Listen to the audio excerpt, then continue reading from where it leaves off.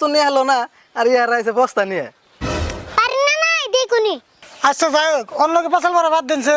আর আপনার দোকানে নিয়ম কানুন কোনে আরেকবার কোনছে আমারে? তাহলে নিয়মটা শুনুন জানি, আমার এই দোকানের যে কোনো বস্তু নিবেন একবারে ছন্দ দিয়ে মিলিয়ে আসান রাখবো, সব বিনা পয়সা নিয়ে হারবেন। আর যদি ছন্দ মিলে না চাই হারুন তাহলে কিন্তু বস্তুর উপযুক্ত দাম দিয়ে থয়ে যান রাখবো। কাকা আর কথা, আমরা নয় ছন্দ মিলিয়ে কইলাম, এই যদি কয় ছন্দ মিলে নাই এসম কি করুম? হ, কথাটা তো ঠিকই।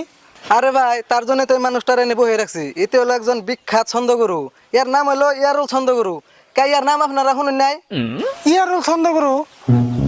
ও হ, নামটা শুনছি। ও তো সেই মানুষটা এটা। আপনারা ছন্দতে চাইবেন, আঙ্গ গুরুতে যদি কয় ছন্দ মিলছে তাহলে বুঝতে পাইবেন, আর যদি কয় মিলে নাই তাহলে কিন্তু বস্তুর দাম দিয়ে থয়ে যান রাখবেন নাকো। ও ঠিক আছে, আমরা রাজি। না রেবেল কি কস? হ্যাঁ আমরা রাজি। ঠিক আছে, তাহলে তাড়াতাড়ি করুন, বৃষ্টি হওয়ার সম্ভাবনা আছে। আরে বল, তুই আগে যাবি না আমি আগে যাবো?